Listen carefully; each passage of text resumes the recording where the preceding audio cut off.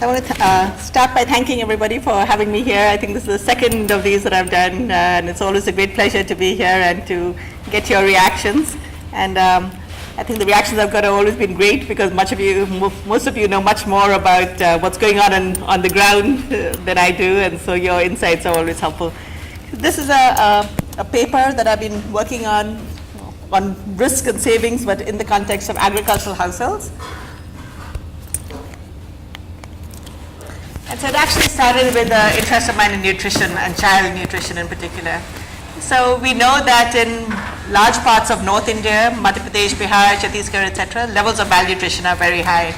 And the puzzle has been that even though agricultural growth rates have improved significantly, so Madhya Pradesh, for example, has recorded one of the highest agricultural growth rates across all states in India.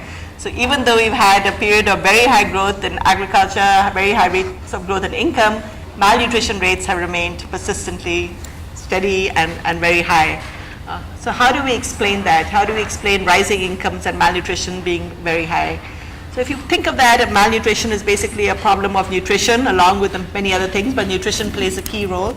Then you can rephrase the question and ask, why have nutritional levels, or why has what people eat changed so little as incomes rise? And so that's the way I am approaching it. Why has there been very little change in nutritional intake as incomes rise? There has been declining consumption of wheat, but the basic point in North India is that diets have remained very, very wheat intensive, even though we have seen huge increases in income. Okay, the historical explanation for this is based on the fact that North India is wheat growing, and so because it's an agricultural area, wheat is predominant over there. So it relates what people grow, land use patterns, to what people eat. Okay, so I'm going to argue something slightly different. I'm going to say the link between land use patterns and nutrition is not a direct link, but it occurs because of the forms in which households save. Okay, so financial decisions made by households and, in effect, the nature of the financial sector is really what intermediates that link. So it is because of the forms in which households save. If that was different, if you have a different financial package, you wouldn't get that link.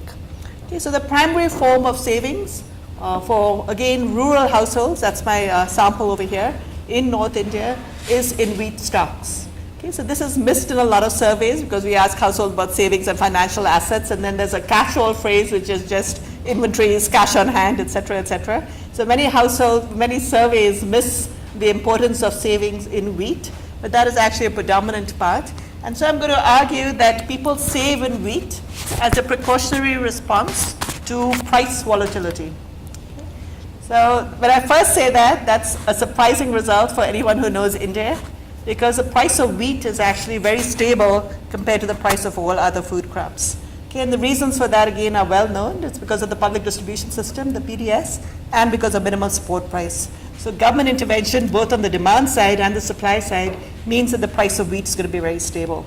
So the price of wheat is stable, then there basically is very little price volatility. So why would households hold wheat stocks when prices are stable? And so I'm going to argue that they hold wheat stocks not because of volatility in the price of wheat, but because of volatility in the price of other crops. Okay, so those of you who have been around here in the past 5 years know, and even before that, know that what has been really volatile has been the price of pulses. And I find that households are holding wheat in response to the volatility in the cost of tur, essentially, in this area. Okay, I'm going to develop that idea later on. But the impact of this, so this sounds like a good idea. You have an inflation hedge. You have a commodity whose price is stable, and you can use that as an inflation hedge. But the cost of that is nutrition. And that's basically my hypothesis, that it's because households save in wheat stocks that links what people grow to nutrition. And so the price of savings in this case is really the cost of nutrition. Okay, so this is the field, the area that I was working in Madhya Pradesh. Any house you go into, you're going to find these things. And take different homes. But this is really a standard now. It's sort of amazing. I walked into these houses and I didn't even know what they were, and then I asked them and they said, that's our wheat storage. And it's predominant in every house. So every household is essentially holding huge stocks of wheat. The bins are huge, and they literally hold enough for the year. And they'll tell you that very openly, that we store wheat and we're storing it for the year. One of the big things about this, I kept saying this is ridiculous, because when I started doing my PhD work many, many years ago, I was working with D. Gale Johnson, who was working on storage losses and how, because of storage loss, you never had enough storage at the household level. So I'd always asked about storage loss, and they said, oh, no, we've got this tremendous plastic new things that we can buy. And so storage losses are actually minimal, and so it's a great way to save. You just save in wheat stocks. Okay, so it was sort of a real eye-opener to see that, and that just the amount that they were saving is really quite tremendous in these households. Okay, so just background on Madhya Pradesh. This is similar to Bihar, Chhattisgarh, etc. if you're working in any of those areas. Very high levels of malnutrition. So this is from the latest NFHS, the 2015-16. I just have the very aggregate data from that at the state level. But percentage of malnutrition, 44%, 45%. The striking finding in the national level surveys is that the level of malnutrition is pretty constant across the distribution, the wealth distribution. It falls off only for the highest quintile of households. So if you take households by quintile of the wealth distribution, the percentage of children who are stunted is 53%, 54%, 54%, 52%, and literally it's only amongst the very top that it falls down to 42%. Similarly, for percentage underweight, 67%, 67%, 62%. So it's pretty flat through the whole distribution. And again, that is a surprising finding. Okay, diets are very cereal intensive. So 26 to 28% of total food expenditure in all those states. And again, you'll find very little variation in how important wheat is in the diet of households, or cereals are in the diet of households across the wealth distribution. And even if you don't take the wealth distribution, if you just take other ways of dividing up households. So if I divide by occupational status, if I take agricultural households as those that are cultivating some agriculture versus those who work in the wage market, again, you see very little variation in the importance of wheat in the diet. Okay, so this has been known for a long time, that wheat is sort of stable and that it's 25% of nutrition. What has not been given as much attention is just how important consumption out of home stocks is. Okay, so again, if you look at the data, you'll find that from the NSS data, it accounts for 42% of the total wheat consumption of all households.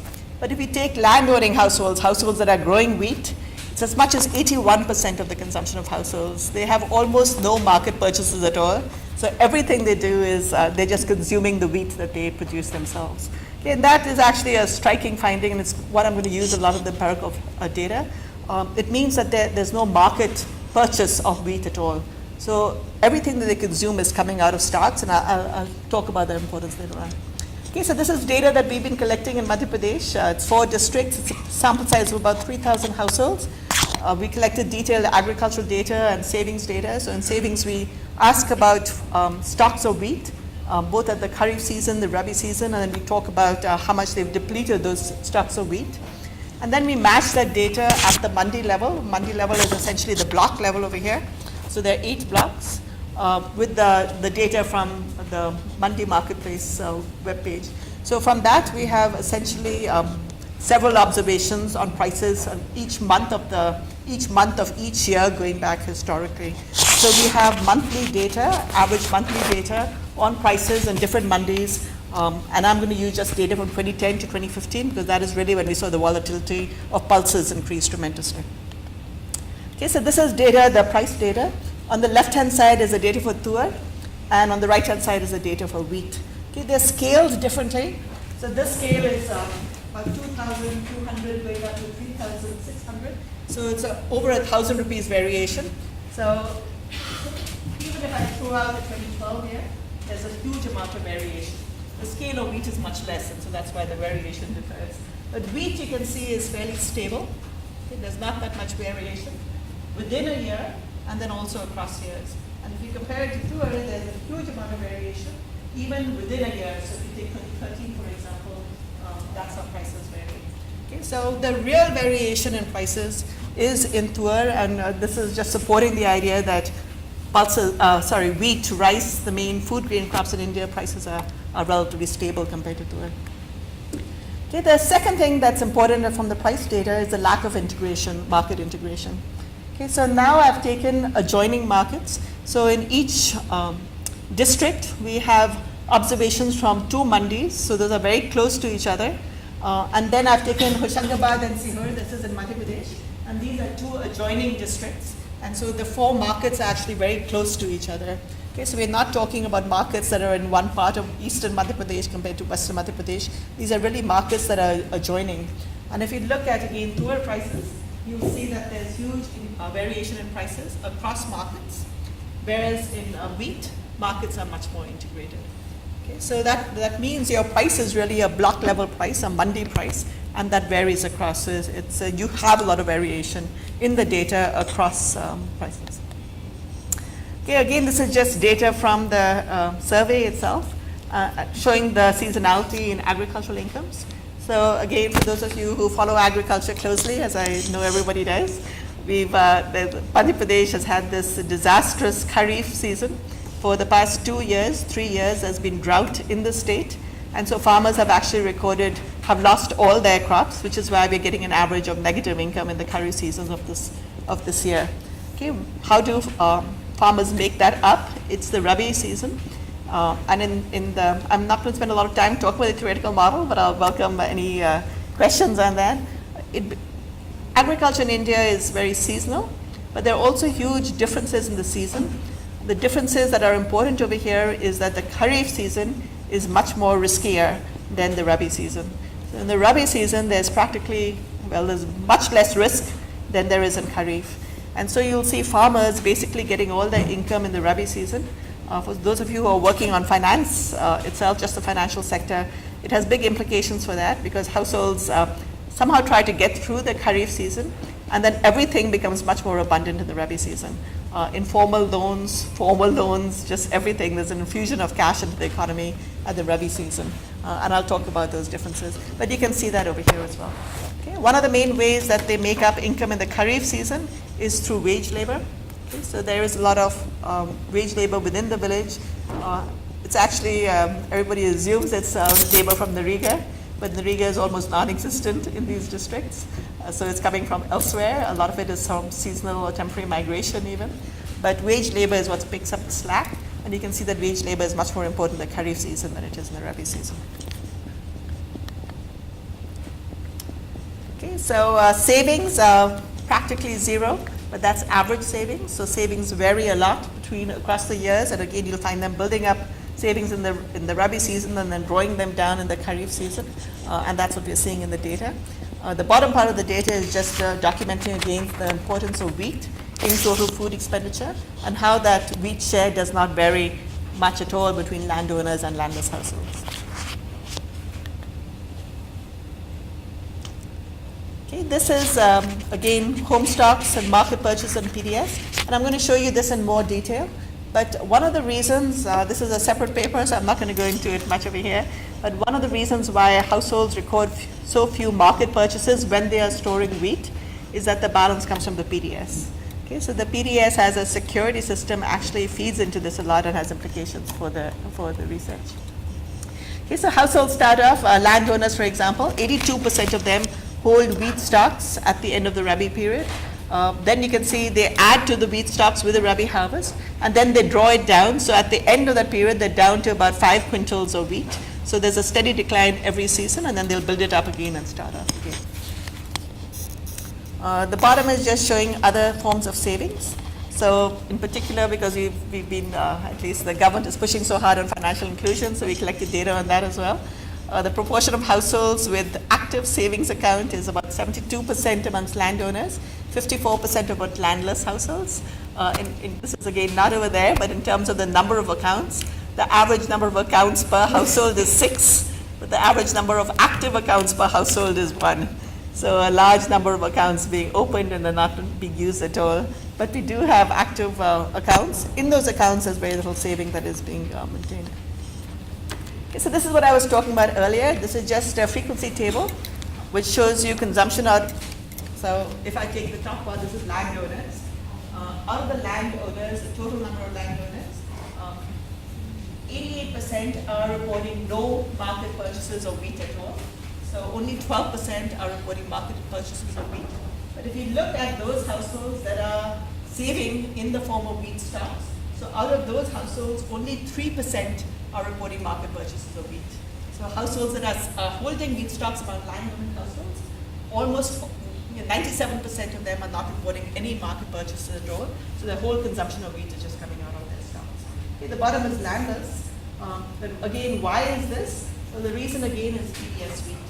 Okay, so for households that are reporting positive stocks of wheat, 47% of them have none, but 53% of them have BDS purchases. Okay, so basically it's saying that households get some sort of BDS allotment. That allotment, along with their wheat stocks, makes it unnecessary for them to buy any wheat at all. So again, the government intervention in the market is critical.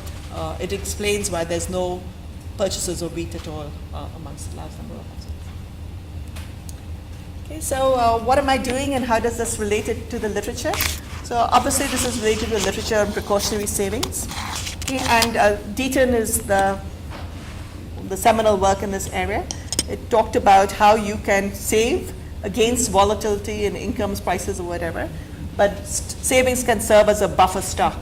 Okay, so the idea here really is tied very much to the sales of assets. You maintain assets, whether it's in the form of financial savings or other forms, and then when incomes crash or prices are too high, you're going to sell off those assets, and that's how it's going to be this buffer stock purpose. Okay. For India, Chowdhury and Paxson, that's misspelled, sorry, and others have suggested in their research, they find that these buffer stocks are the primary way in which households save against income seasonality. Okay, so again, and it's, Park is the one who's done the most work on this in China, and he also finds the same thing. Okay, so the idea again in the theoretical literature is that households maintain stocks and then they sell those stocks in order to smooth income. Okay, so that's really important. The market transactions part of it is really important. Why is it important? If you're selling at a market price, even if you're consuming wheat, if you're buying some wheat or selling some wheat, that means the relevant price to the household is the market price. Okay, and the market price is exogenous. It's a fixed price for the household. And so it doesn't vary with any demographic characteristics, etc. at all. All that changes if you say that the household does not sell wheat. Then the price of wheat is an endogenous price. It's determined within the household.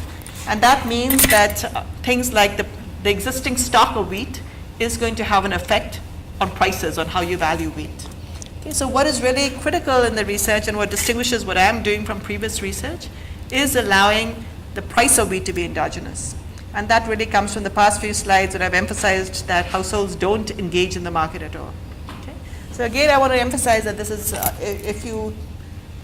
where does the results that I have, how do they differ? They differ importantly in this, that there's no market transactions, that the shadow price of wheat or the endogenous price of wheat to households is endogenous and it depends on existing stocks. Okay? Intuitively, you'll know immediately why that is important. Okay, so in the literature, we never found these portfolio effects on consumption. Savings comes in through a wealth constraint. So if you have more or less, that's basically a wealth constraint. But controlling for wealth, how you save does not matter. All that matters is total savings. Now what I'm saying is that how you save affects the price of wheat or how you value wheat. So if I have more savings in wheat compared to other forms, that basically affects the price of wheat, the way that I value wheat. And so there are these price effects in addition to total resource effects. And that price effect is really what's important. It says that there are going to be these portfolio effects. So the portfolio effects only arise because the price of wheat is endogenous, and that itself comes because there's no market transactions. Any questions?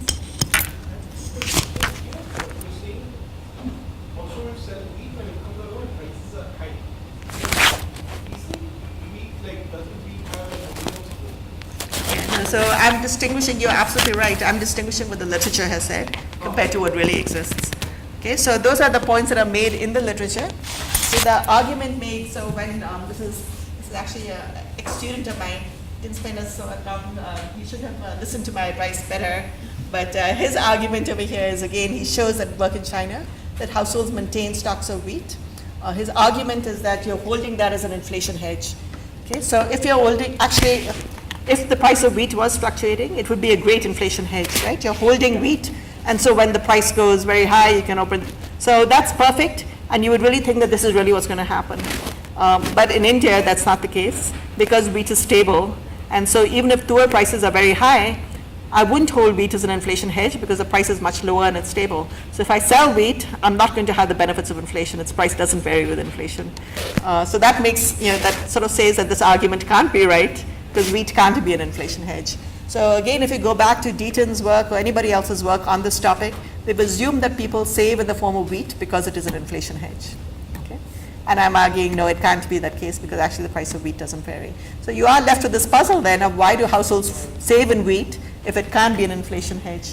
And the arguments I give is two factors. So this is what I've basically been saying. Wheat prices, market sales cannot be the explanation because wheat prices are low and stable. So there's never the case that it could be an inflation hedge, even though they suggest it. And even without government intervention, you'd have this difference in price in insurance. It doesn't matter in this case. Do you have to go back to that? Okay. So the theoretical framework, that it's a standard model of dynamic optimization with portfolio choice. I've adapted it to allow for savings in the form of food grains. And more importantly, I allow for multiple seasons in a year with wheat production in the Rabi period and weather shocks are coming in Kharif. Okay, so that's actually important for several reasons. Suppose most of the models actually do take a one season model. If I have a one season model, that's the season which I'm growing wheat, then saving it and using it for shocks that occur in that. Well, as long as I'm growing wheat and selling any part of wheat, then the price is exogenous. It's the market price of wheat. Okay? And I would never have portfolio effects. And so here's a case when if you really model what the reality is, you'll get much closer to the truth. Households actually sell wheat over a 2 week to 1 month period. And then for the rest of the year, they don't have wheat sales at all or wheat purchases if you're talking of landowning households. And so you can really think of dividing the year into these 2 cycles or 2 seasons. One season, the price of wheat is an exogenous price. In the other season, the price of wheat is an endogenous price, and that is really that endogeneity is important. So with a one season model, I won't even get that. Okay, so it's important to have that 2 season model and to allow the price. Okay, so the portfolio effects on food consumption again come from this lack of market transactions. So in wheat prices, in the Rabi period, you'll just get this market prices. But in the Kharif period, the prices become endogenous. And it's solved for from this first condition. But it basically says that consumption is given by, this is the shadow price of wheat. The shadow price of wheat is going to reflect existing stocks of wheat. Okay, so the greater your stocks of wheat, the lower you value wheat, the lower the stocks, the higher you value it. So basically how you value wheat depends on how much wheat savings you have. It doesn't depend on how much you're saving in other forms, it's just this wheat stocks that you have. Okay? Your total savings is going to come in just through your usual income effect through this. Okay? So it means that when I look at consumption, or I put down an equation for consumption of wheat, that is going to depend on total income. It's going to depend on the prices of other crops, that's just my other crops. And then it's separately going to depend on how much I've saved in wheat. Okay? So this is the important equation. It basically says that there are these portfolio effects on nutrition. Okay, that how much you save is going to depend, is going to affect, how much you save in wheat is going to affect how much you eat of wheat. Okay? So again, if you go back to the data and you find that very rich households are eating as much wheat as very poor households, this is what's explaining it. Okay? That in fact, rich households are saving in wheat, and so the price of wheat is lower for rich households than it is for poor households, and that price effect means that they're eating as much wheat as the poorest households.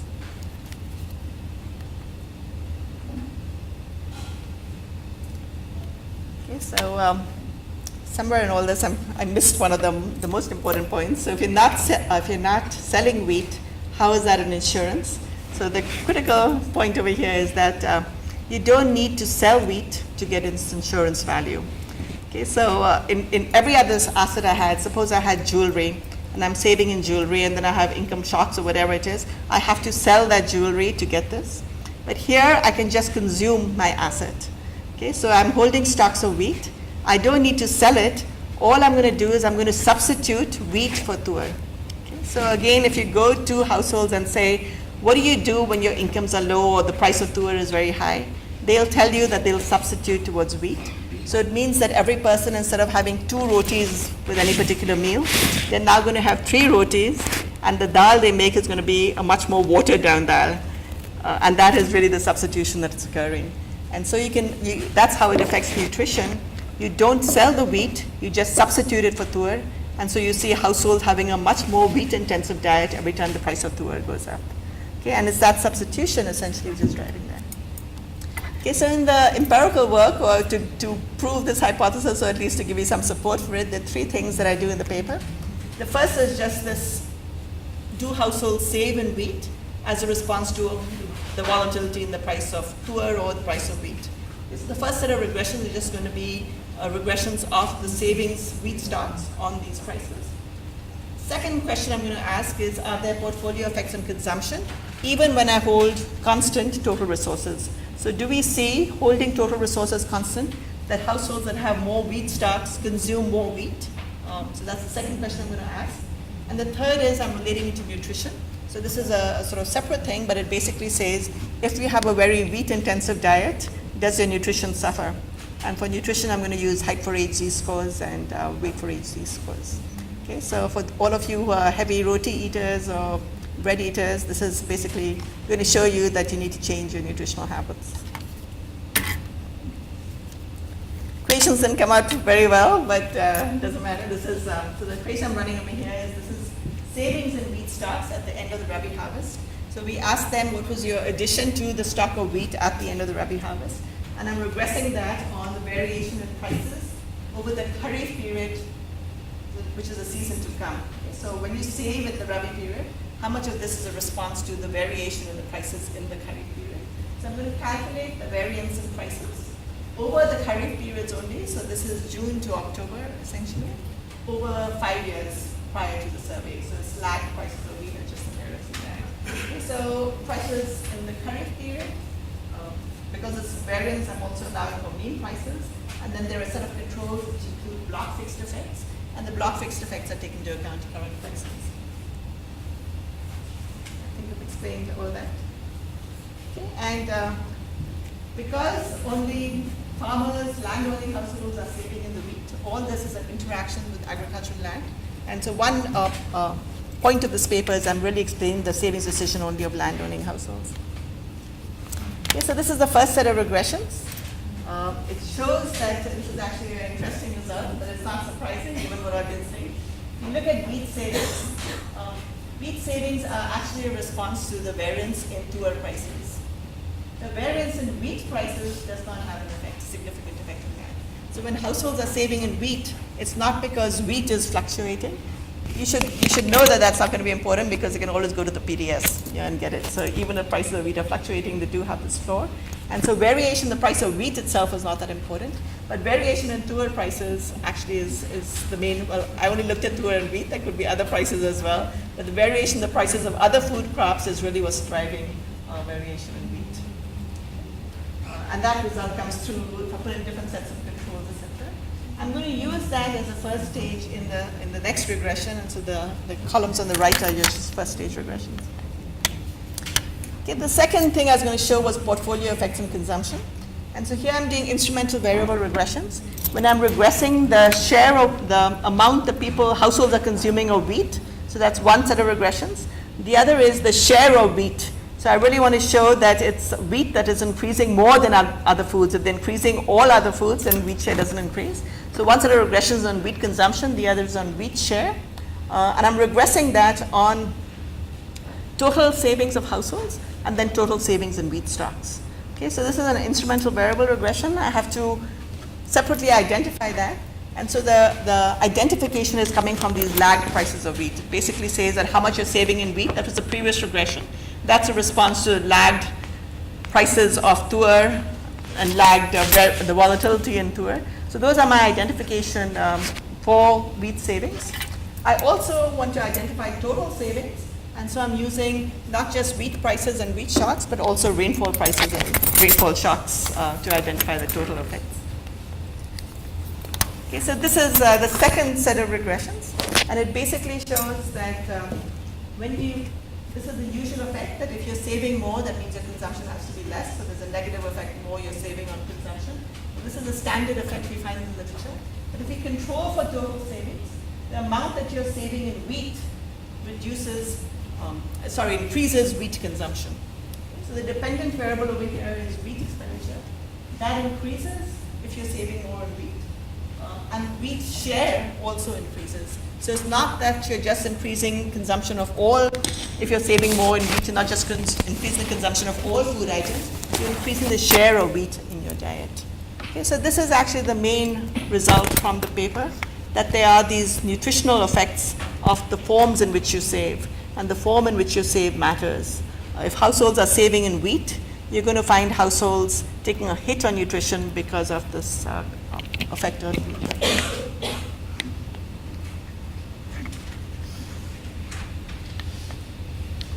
Okay, so the last set of regressions is looking at the effect of that on weight for age z-scores and height for age z-scores for all children under 6. So the study was actually a study in nutrition, and so because of this we measured all children under 6 in the household, and so that's what allows us to look at the effect on children. Okay, so I'm going to regress that again on wheat share and ask, well, total food expenditure and wheat expenditure, and say that if households increase wheat expenditure, holding total expenditure constant, what is the effect on nutrition? So again, now I'm controlling for those. I'm using prices because I'm holding quantities. I'm using prices to identify the effects of both total expenditure and food expenditure. Okay, so looking at this, household food expenditure, so this is your growth effect. Okay, if incomes grow, food expenditure is growing, you are going to see weight for age increasing and height for age increasing. So if I didn't have this effect, any improvement in incomes would mean that children would be better off. This is what's holding it back. That basically, if I increase wheat expenditure, so suppose all my increase in food expenditure came because of this, this is counteracting that effect. Okay, so it says basically that if I had been able to reduce wheat expenditure as income grew, then I would have seen an improvement in nutrition. But basically, incomes have grown. And again, if you want to think back on the main hypothesis of the paper, incomes have grown, but households have not managed to find a good way to save against the volatility of tour prices. The only way they do that is holding wheat stocks, and that increase in wheat stocks means that with this growth of income, you have a negative thing going on as well, and that takes away from the improvement in incomes that you would otherwise have seen. Okay? So the bottom result for why we don't see improvements in nutrition is, again, as I said in the beginning, it is because of the forms in which households save, and it is a reflection of the financial decisions that households make. Without that, you wouldn't have this other effect. Okay, so the first set of regressions, there's a lot of variance in the data. So if I introduce heterogeneity by allowing for effects to vary by age, you get a much more precise set of results. The magnitudes itself don't change, but the standard errors drop a lot. And with that, you get significant effects both on weight for age and height for age scores. So that was a quick abbreviated thing because I wanted to leave time for any discussion or questions. I wanted to just briefly talk about the conclusions and about the policy implications, just to summarize. Okay, so the main conclusion is that the link actually comes from between nutrition and incomes. It comes because of the financial sector and the financial decisions of households. Okay. I can push that a little bit further. And again, if you have worked in Madhya Pradesh, Uttar Pradesh a lot, you'll see that Jantan, many of these, there's been a huge increase in the number of financial accounts, but very little increase in financial savings, the amount that households are actually saving. If you ask them, did you actually put money into their account, the answer is always no. And it suggests that, well, in this particular case, wheat stocks are a much more attractive way of saving because they do help households insure against price volatility. Okay? Financial savings don't have that. So I can't, the only way I can use my financial savings was I would have to withdraw it and then buy tour or buy whatever, and that's going to mean it's not a good inflation hedge when prices are rising. So if households don't save in that form, the question that comes up all the time is, should we be giving households cash and just doing away with wheat rations and rice rations, and then letting households use that cash to buy whatever they want? And we asked women and men in villages, do you know that the government is debating this? What do you think of this? And they were all really, really upset, and they said no, they wanted wheat. And the main reason they wanted wheat was, again, that it wasn't an inflation hedge. So getting cash when prices of food, of tour, for example, and all pulses and vegetables are rising so high, that wasn't a good trade-off for them, whereas wheat does allow them to save in this form. The other thing that it's been noted in the nutritional literature, there's a difference in what households are doing. When you ask households what they're doing, one of the main concerns for a mother in many of these areas, she wants to make sure that her children go to sleep not hungry. Okay? and that means just filling up their stomachs. And so if prices of something are high, they will just give you wheat because you're not going to go to sleep hungry. So the concern is much less with, they're not saying that we want to make sure that our children always have a really well-balanced diet. Their concern is always having given them enough to eat so they can sleep, sleep through the night. And so the foremost strategy in their mind is really the strategy of maintaining consumption, not necessarily of maintaining nutrition. As a side on that, and I'm going to come to that in the policy things, if you ask any mother in Madhya Pradesh, well, not areas that we've been doing work, are your children malnourished or what do you think? All of them will say no. Okay? Our children are really well looked after and really well fed, and there's no problem in their diet at all. And so then if you push it further and say, well, do you know that children are measured by height for age, or you can measure nutrition by height for age, weight for age, etc. And do you know that Madhya Pradesh children are amongst the shortest in the world? And do you know that the children in Punjab are actually 2 to 3 centimeters taller, etc., for all this? They look at you in shock and they'll say, well, I'm completely well nourished, and they can actually point to me and say 5'2", and are you going to tell me that you're malnourished just because you're shorter than somebody who's 5'4"? It's a very difficult thing to convince households of, and so most of them will not say that there's a problem in nutrition, again because children are not going to sleep. They're able to provide food for their children. So there's a big information gap there which may underlie this. So if I go back to my theoretical model, if households knew this, so for all of us who've sort of been bombarded with nutritional information, you know that it's really important to have a balanced diet with all the food groups represented, that affects your preferences. And that means you will put a cost on having too much wheat in your diet. And that would again change the results. Without that, you're getting the results over here. Okay, the last point again on conclusions. So this is again an academic point, but it's a point I find really interesting. You'll have seen these studies which talk about long-term consequences of outcomes at pregnancy.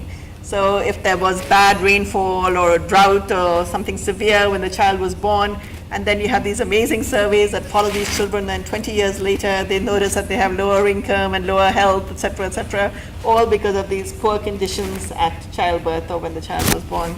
So that suggests that there are these very, very long-term effects of shocks at early years. But there's another literature which looks at seasonality in incomes and finds that there's very little evidence of seasonality, that households are able to smooth consumption across seasons. Okay, so that seems strange. Now, how can we say that households are able to smooth consumption, whether it's seasonal incomes or even income shocks, and still find these long-term effects of shocks at pregnancy? And very often they're using the same shock. So the shock is a rainfall deviation. So the literature that has looked at seasonality in consumption looks at rainfall shocks and asks, are these smoothed away? And they'll say yes. And then you have another literature which looks at the same rainfall shocks and say, well, these have long-term consequences. So obviously they weren't smoothed away. So the explanation I'm offering is that the long-term literature just looks at rainfall and says, does it have an effect? And they find yes. But this consumption smoothing literature takes household consumption expenditure and finds that that is smoothed. So my work is actually suggesting that that's right. Households are holding consumption expenditure constant, but within that they're fluctuating between good nutrition and low nutrition. And so I'm maintaining the same level of consumption, and that's what I say, that's what households, the literature that looks at consumption smoothing is just looking at total expenditure on food, and they find that that's stable. But they aren't breaking that down, and so that stability in expenditure actually comes because households are eating worse in a sense, and so there are long-term consequences of that. So it reconciles that particular finding. The policy implications, one is the importance of integrating agricultural markets. So all of this is coming because of volatility in tour prices. And I showed you that volatility is just across neighboring markets even. So if you can do something about that, it would have a huge effect. Okay, so again, it's a great time to be doing research in any of these areas, because all these areas are areas of active policy intervention by the government. So you probably know that the government is putting into place an electronic-based system which is going to integrate all the markets, agricultural markets across India.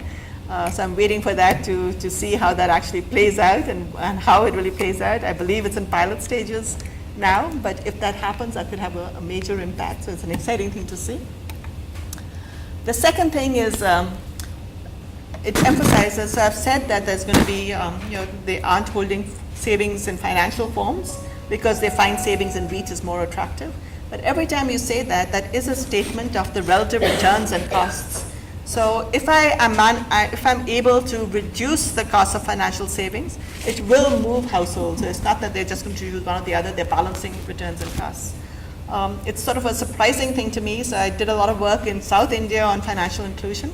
And everywhere you went in South India, you saw these bandhus, or in North India and Uttar Pradesh, even bandhus running around. In South India, you have a huge amount of financial inclusion. So you went to Madhya Pradesh, and so the hypothesis of this paper actually was that because of financial inclusion, you're going to find households are saving more in financial forms, less in wheat stocks. So the first surprise to me was we had a meeting of all the local bank officers in different villages. So these are branch officers in the banks. And I said that, well, how is financial inclusion working? You know that there was this policy, and by the policy they had sub-service areas, and in sub-service areas they cover this, and so can you tell me all about this?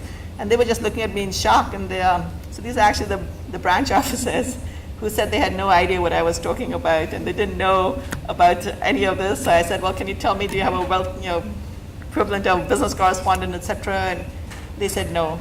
I don't know if it's just this particular part of Madhya Pradesh, but basically there's no financial inclusion going on at all. If you go to the household, and we included this in our survey, so we asked them how is the primary way in which you transact in your financial account. Do you go to the branch office? Is there a branch office in the village? Is there a business correspondent, or however you're doing it? There were no business correspondents or any form of that at all in any of these villages. So in all those cases, you're actually doing what I thought we were doing 10 years ago. You're walking to the branch office to have any kind of savings, any kind of transaction in financial accounts. Okay, so without a doubt, if you do have some financial inclusion going on in these villages, that is going to reduce the cost of financial savings, and that may have an effect on this. But as it is, it's a very high cost. And the last is household education. So I talked about that a lot, that if we can make, so there's a return to holding wheat stocks. It's this ability to deal with inflation and other prices. But there have to be costs of holding wheat stocks as well. And if that cost, if I was able to convince households that you're really hurting nutrition of your households and health outcomes of your children by eating so much wheat, that would tip the balance as well. Okay, so if I combine these things, have more financial inclusion, have better household information, can we do something about it? I think one of the problems we do in the field, and actually we see this a lot in government programs. So even with Jan Dhan, there's this huge financial literacy drive. That's a part of it. There's amount of money that is kept aside everywhere to educate households about this. And you see the same thing with ICDS. So ICDS, the Integrated Child Development Services, has a huge information program in which you're supposed to educate people about nutrition. Both those programs are failures as far as I have seen throughout India. Okay, the financial literacy drives are really not happening, or if they're happening, they're completely ineffective. They'll gather households together in a gram sabha sort of thing, and somebody will talk about the importance of savings and financial savings, and that's that, and people will go. Or otherwise, when you talk about nutrition, it's the same thing completely. The government of India now, they have separate different drives. So in the ICDS drive, they may be emphasizing, as they're now doing in Bihar, the importance of hand washing. So everything else is thrown out the window, and all you're hearing about is hand washing and how important that is. Then, a few weeks from now, they may switch over and talk about something else, and then everything will be about that and nothing about anything else. So as they're talking a lot about weight monitoring, so people will know the importance of weight monitoring, but they don't know anything else beyond that. So how we hold these information drives is something that's really weak, and if you could improve on that and do that a little bit better, and this is an area where I feel that there's a huge scope for doing things better, just because we have so much technology that can help communicate so much better, we're not using that effectively. But if you could do that, I think that would also make a big difference.